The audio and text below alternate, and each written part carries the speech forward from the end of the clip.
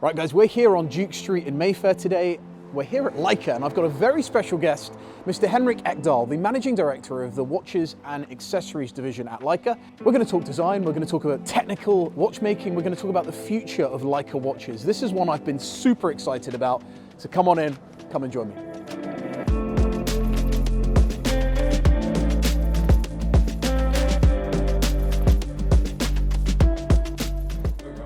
We're rolling. Okay, we're good. So Henrik, could you kick us off by repeating what you said to me a moment ago before we started filming? Yeah. I told Justin I hate being interviewed by a guy who's better looking than I am. I never thought I'd hear it, and he's not been paid a penny to say it. Henrik, good morning. Good morning. Good to see you, boy. Thank you so much for coming, and it's such a treat. We're here in London, we're at the Leica store in Mayfair, Duke Street. You're visiting, you're over for a few events, and I thought we'd take the opportunity to dive a bit deeper into Leica, and Leica is not a camera maker, but as a watchmaker, watch specialist, because there are so many questions I've got, and I know there are so many questions that collectors out there have as well. Before we get into the watches though, tell us a little bit, Henrik, about what your background is in the watch world, because you're the Managing Director of the Watch Division and Accessories at Leica, but you've been in watches and you've been at Leica in the past. Yeah. The first time I worked for Leica was in '96. That was straight out of university. I was living in Sweden, I'm Swedish. I was a lot into photography, black and white photography. I love to develop myself. I dreamt to become a photographer, etc., etc. So I saw an ad and I applied and I started to work for Leica in '96. I was in charge of Eastern Europe as an area manager. And in those days, of course, it was purely photography and sport optics. That was it. And it was much smaller than it is today. And after 2 years, I felt I needed to stay in a bigger city because Leica is not really located in a big city. So I applied for a job at Cartier as a product manager for watches in a subsidiary based in Munich. So I moved to Munich, worked for Cartier, worked as a communication manager for them, and then I saw an ad from the BMW group looking for somebody in the brand strategy department. So I started to work there and was in charge of, or worked with Rolls-Royce, which was pretty nice. Okay. They actually asked me, which brand do you want to work with, Mini, BMW or Rolls-Royce? And I said Mini, because in those days Mini was really cool. And they said no, Rolls-Royce. And well, it was fine. So what did you drive to work every day? Did they give you a Phantom? Were you in a Actually, Phantom? I had a Mini, but most of the time I had BMWs. Yeah. Okay, cool. And after that I worked for BMW as the marketing director for Scandinavia. And then I got a call from my old boss asking me whether I wanted to return to Richmond and take over IWC Schaffhausen. So I worked almost 17 years for IWC, which is also a fantastic brand. It's my favorite brand next to Leica. Yeah. And so I was in charge of about 30 countries, 3 subsidiaries, Munich, Moscow, Istanbul. Had a fantastic time, and about a year ago, 1.5 years ago, I received the call. I always stayed in touch with Leica because Leica is a brand you love. And I always stayed in touch with them, and they called me and said, hey, you want a new challenge? You want to take over the non-technical lifestyle accessory division, more or less, and the Ernst Leitzwerkstätten GmbH. Because Ernst Leitz was our founder, and I said, yeah, why not? And the learning curve is steep, because it's a big difference between getting products which you ask to sell and market very well. I mean, that has its challenges, but it's even more of a challenge to actually create products and then sell them and so on. Especially when you don't have a history of making watches. You know, for a lot of those brands at Richemont and others that we all know, they lean on a back catalogue, they lean on their history. And in so many ways, this is a really fresh start, a really fresh challenge for a brand like Leica. I guess the beauty is that you've got a hardcore group of people that love what Leica has done and recognises the history and recognises the quality of the product. But it was only 2022, although I gather, speaking to the team, there were watches before 2022, but not watches that of any note. Can you touch on that? Speaking of those hardcore Leica enthusiasts, they are very much focused on cameras. And they, of course, also question a lot. So it might even be easier to sell these products to customers who have not yet been involved with the brand. But actually, we have some credible reasons to be in watchmaking. And one is actually the fact that our founder, Ernst Leitz I, when he was 20 years old, he went to Neuchâtel in Switzerland, and he conducted a watchmaking training there. So he learned about working extremely precisely with very small parts. He used the material used in watchmaking.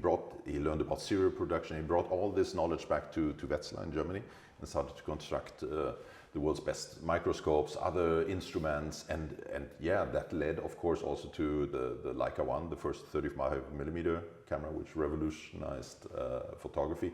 So I'm completely convinced that the Leica of today would not look like it does if it hadn't been for this watchmaking training of our founder. So that's a pretty good reason, and there are a lot of brands out there who do not have that kind of reason. The other reason is this: if you look at this is our most iconic product, the Leica M6. It's an analog camera. It was launched in 1984, of course, based on other analog cameras. It's still being sold today very well.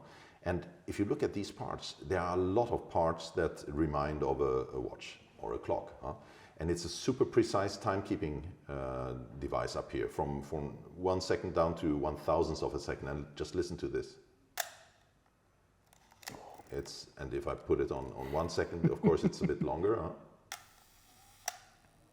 And all this is mechanical. And you have a spring, you have bridges, you have everything in there. So why should we not produce watches if we have the heritage, we have the products, and of course we needed somebody with the vision and the will and the money to make it happen. So in 2015, Dr. Andreas Kaufmann, our majority shareholder and the chairman of the supervisory board, he loves not only cameras and watches, he also had the means to make it happen. So he said, let's do a camera, let's do a Leica for the wrist. And we had a project team that started with a designer. Of course, we thought about what do we want to do. Shall we buy good quality ETA, Celita movements and do a nice packaging around that, or should we do our own things? And coming back to your question, actually, we had a few watches from time to time in the past. For example, when I was working for Leica in the 90s, sometimes we made bundles. We made a camera and a watch, and then we sold that. And those were pretty popular. I mean, cheap watches with a design that kind of matched Leica, reduced and clean design with Bauhaus here and there. There were also some other watches, but it was never really a serious commitment. And in 2015, the decision was taken, let's go for it. So those watches were never sold individually. They were always sold together with a camera. So they never had a price attached to them. They also were sold individually sometimes, but during my years at Leica, they were bundles. Okay, very interesting. And if I remember right, a few weeks before I stopped working for Leica, they were about to launch something with an ETA movement or something. Okay. So 2015, that conversation really started. The team started to assemble, and then 2022 we saw the first watch. Yeah. And the price point. Talk us through the reasoning for the price point. What was the thinking? Who were the partners involved in producing it? You didn't acquire any facilities, for example, that you may have done. No. And the ZM. Why the ZM? For a lot of people out there, they would also be wondering what that means. Yeah. Actually, the first watches were called L1 and L2, Leica 1 and Leica 2. But then we were contacted by a gentleman from Switzerland who apparently has the right to sell watches called L1 and L2 in a few countries. So we had to rename them. Okay. And ZM stands for Zeitmesser. That's a German word for a time measuring device. So it's logical, and we are straightforward with name giving at Leica. We did not acquire somebody's production facilities or so, but we already were in contact with a company called Lehmann Präzision. They are based in the Black Forest in southwestern Germany, and they actually produce machines which we use to produce cameras. So when you walk through our production facility, you see these machines, Lehmann. So the people knew each other already, and Lehmann is also producing his own watch brand. Not many watches per year, but he knew about watchmaking, knew about what it takes. So he was part of the team, and together with him we developed the movement. And it was decided to go for a manufacture movement, which is a pretty high ambition level to start with that instead of going for something you buy from others. We also invested into a dial manufacturer at Lehmann. Okay. So it's really made in Germany, and the decision was also taken to go for hand-wound movement. You know why? Well, there's just that sense of connection for me. Yes. You know, the connection to the Yes. the case, the brass, body. It's a living creature on your wrist, and you have to feed it. At events also, I often come with the example of the Tamagotchis a couple of decades ago. You have to look at it. Do I need to feed it or not? And the great thing here is, of course, you have a power reserve, which is very easily to understand and to react to. So you just glance at the dial and you see whether your camera is hungry and needs to be wound again. It would have felt wrong had you not gone down this proprietary movement route. You know, elevating things to that level, it just would have felt wrong because the pros and cons of the history of the brand, as you say. You know, you've got great following, you've got great support, people recognize the quality. The challenge, of course, is people are used to seeing the name on cameras, and to see the name on a dial is a challenge, I guess, you know, in immediately. And that does take time. A lot of the brands that you've worked with and worked for and that we know and love have been around for a long, long time. So we have to recognize this as a long game. Talk to us about the design here, because we're looking at a watch that to me is classic, a little bit Bauhausy, as you say, with touches of design feature that we all know from the camera, but it's also quite sporty. It's of course I love different straps.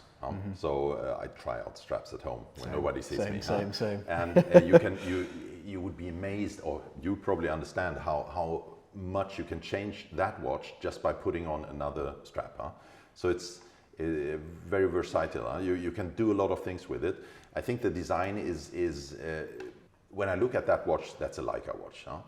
We have design DNA transfer, especially from cameras, while for the ZM11 and 12, which we will talk about a little bit later, there the inspiration comes rather from the world of photography. Light, shadow, how things change, how the perspective changes when you look at things from a different angle. Whereas these are very much from the camera inspiration. Those come from the world of the cameras, yeah. I would say the most special thing about it, of course, is the overall design, but also the push crown. We have a patented push crown, which combines small second reset. So you can, but just by pushing the crown, you stop the watch. You get an indication on the mode indicator that it stopped, and then you can. Don't scratch it now. No. I'm under pressure, but I'm going to do it right. Don't hold tight. So it's so easy to do. So it's super easy to set it just on the second. And I mean, Leica is about precision. Remember this one, down to 1/1000th of a second. So you can. There it was. You can set it just on the second. So the push crown is certainly a very nice USP, and of course it gets its inspiration from the shutter release. And the second thing I would like to point out is the power reserve, which reminds of the shutter of the M6. So you have two black shades which make the white part of the power reserve disappear, and after 60 hours there's no white part left. But before that you certainly have looked at the watch and you have started to wind it again. So 60 hours of power reserve, which is pretty good as well. And the movement itself is beautiful aesthetically. It's a beauty. The sort of sandblasted effect almost with a grain finish, but a big movement that fills the case. And you know, we deliberately did not engrave this movement.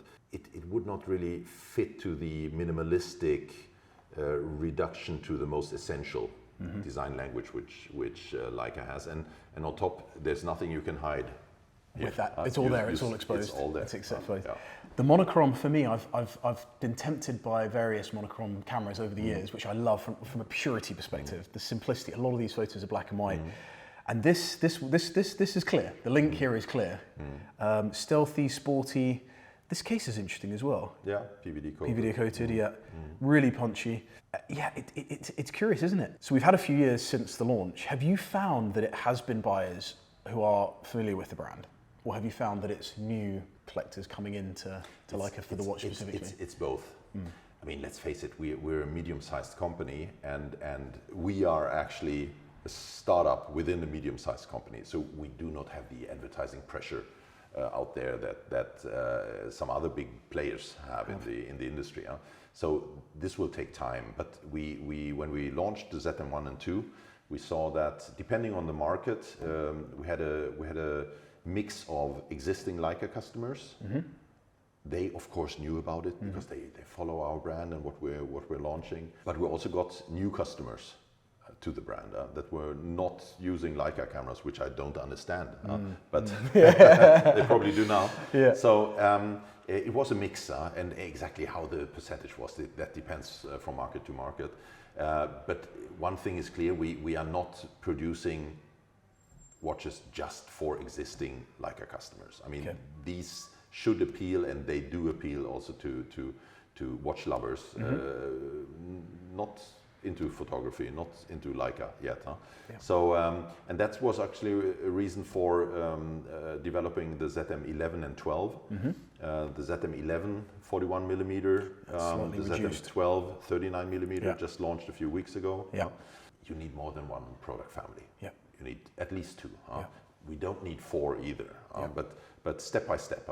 So we wanted to have something that is a bit more sporty, a bit more contemporary, where the inspiration comes, like I said a few moments ago, from the world of photography. I could see that immediately, because this is actually the first time I got to try one of these on. Immediately, the first thing that struck me was the way that the dial lives in light, the way that you move it, particularly here with this blue dial, but the orange inlay. It's got a 3D effect to it. I travel the world. I was in Asia 4 weeks. I was in the US last week, and Paris beginning of this week. And I always ask, have you seen something like this before? And so far nobody has said yes. So this is unique. These dual layered brass dials with 2 colors, which. Of course, you need a pretty high amount of light to actually see the beauty, but it's beautiful to look at, and it changes, and it's fascinating. The pusher, we had the red dot here on the pusher, and now we've got the red dot here on the case back for the quick release system. Should I give this a go? Do you think I've got the touch? Should it be straightforward? I've never done it. I've never done it before, and I tell you what, I've never done it before, but it's that easy. Some of them clip up, some clip down. Developing IP around this type of thing, as you know, it's expensive, it's long, it's complex. These little details. When you put it back, you have to push it again. Why don't you show me that one? No, you can. Should I just push the button and then you. You've got to push it, and then you go in. Okay. So with 2 hands, it's easier. Right, hold tight. There you go, boom. That's it. Brilliant. And talk about straps, and this is a watch that begs to have strap choices. In fact, you can see I'm a fan of bright coloured straps. This is one of the themes we're seeing in the watch world, I think, in recent years, is more fun, more colour, and you're getting a combination of both dial colour and strap colour. When we started to have these prototypes on the desk and the different straps, we started to combine certain colors and materials, and sometimes we did something new, a new combination, and whoa, this is great. So for example, the silver gray, which we don't have on the desk right now, looks just awesome with this textile strap. And we never really thought of that alternative, but it turned out in Asia they just loved it. So automatic caliber in this one. Again, finished in a very similar style, quite stealthy, quite sporty. It's a very high quality caliber made by Chronaud in Le Locle in Switzerland. We are very close with Jean-François Mongeon, the founder of Chronaud, and he's a genius watchmaker. And we had to have a second family of watches. We also wanted another price point. To develop a movement takes years and costs millions, and we wanted an automatic movement. I love hand-wound movements, but automatic movements are something that some customers prefer. So Chronaud had the perfect movement for us, which was then adapted to our needs. So when you look at it, I think it looks like a movement. The appearance it makes, no engravings, yet very fascinating and refined, and a pretty big movement for this case. So it's beautiful, and that's why we went for Chronaud. Price point wise, just give everyone a perspective. What are we talking here and what are we talking here? In euros, this is about 7,000. Okay. And here we talk about this is the ZM1. So the difference between the ZM1 and the ZM2 is that the ZM2 has a second time zone, a GMT function, which is actually very good to have. When I traveled through Asia now, it was the first time that I used the GMT function. It was great to know, are the kids awake? Can I call them or not? And so here we talk about 10,000 euro. Roughly, and with the GMT 14. Okay. This is the option here is on a bracelet as well. Now this is quite an interesting piece of design because again these types of things take so long to develop, but very comfortable. There isn't a bracelet available on there is one. We have a Milanese bracelet actually, and both in steel and PVD coating.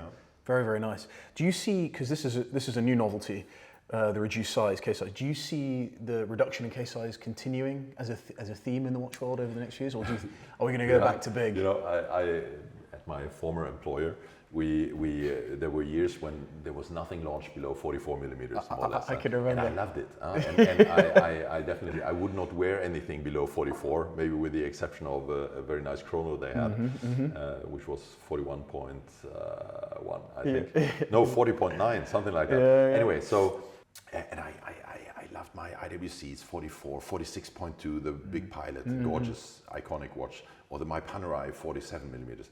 And so when I started to work for Leica, suddenly I had the ZM2 41 millimeter, but it took me, I don't know, a few hours to get used to it. And I think actually not every watch has to be supersized. And 41, the sweet spot is certainly somewhere between 39 and 41 millimeters. And you know, we cannot offer a super wide range of products, so we have to choose our battles. And the feedback, and also when I put the ZM12 on my wrist, 39 millimeters is fantastic as well. And yes, there is a trend towards smaller watches. Let's see how long it lasts. I think this year might be a bit of a turning point. My sense, looking out there, is there's murmurings of people starting to think, you know what, I'm ready to go big again. I'm ready to go back to Panerai. Cool. I'm ready to go back to... Then we have something exactly. But the interesting thing is, for me, a camera is all about ergonomics. And for me, photography and the idea of being able to capture moments is about how easy is it to use your camera and to pull it out and to take photos. The same for watches, and you can never know how good the watch is. In fact, you should never even look at the size until you try it on, because the number is not always the answer. No. It's the shape of the case, it's the weight crystal, of the watch, it's the material. It's how the bracelets and straps are fitted to the case. You have to try on the watch. Nice, interesting proprietary style buckle, quite bold, bit of polishing, brush finish. And then the strap is really interesting because it's got a sort of a rubber coating on the inside, fabric on the outside. Yes. What's the future then, Henrik? What's the future for Leica, and what would you sort of have as a parting message to people out there for Leica and the watch department? Leica is here to stay. Leica is here to stay. Now, that's also the clear message our majority shareholder gives to everybody, and I'm happy about that support. By the way, the family is heavily involved. My marketing manager is his daughter. Her husband is my co-MD. So no, watches are here to stay with Leica. Don't compare us to the big brands yet. We're a startup. This will take time. We're talking years and decades. The foundation laid by my predecessors is very good. So we have a lot of possibilities to further develop the ZM1, the ZM2. There's a lot you can do with different colors, materials, straps. We have very nice renderings, ideas what we could do. The fascinating dials of the ZM11 and 12 also have a huge possible alternatives where you can do a lot of things.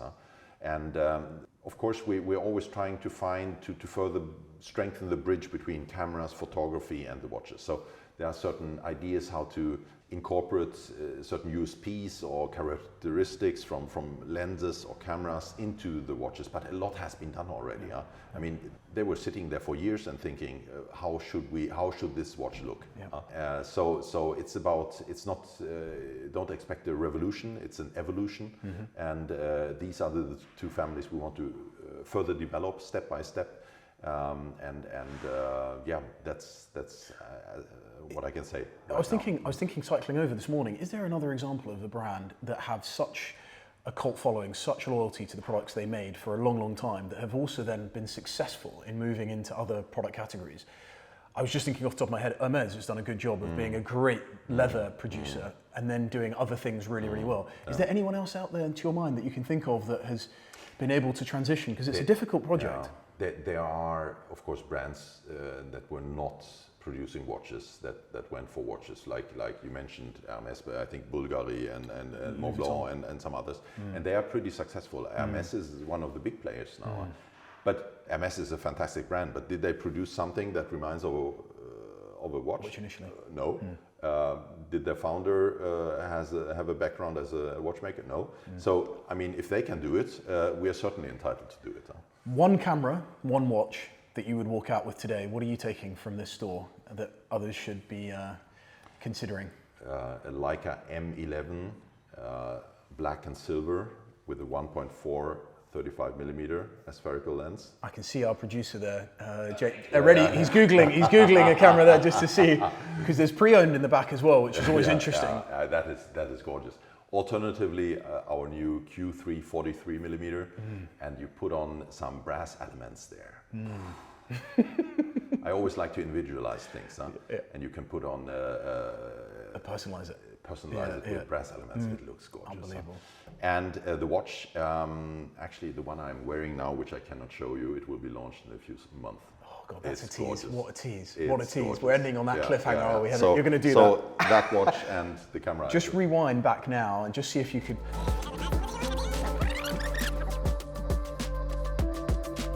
You're doing what most of the big brands are doing now, which is dropping a watch on people ahead of the launch, just waiting for it to come out, you know? Here we go. I learned from one of the best, you know. I think we know what we're talking about. Henrik, thank you so much, boy. Really appreciate it. Guys, let us know your thoughts below in the comments. You know, truly, this is one of the most, I think, interesting propositions in the watch world. I was so excited about learning a bit more about Leica, and I'm genuinely excited about seeing where the brand goes in the future. So please let us know your comments below. Thank you very much for joining as always. Cheers, Henrik. Bye.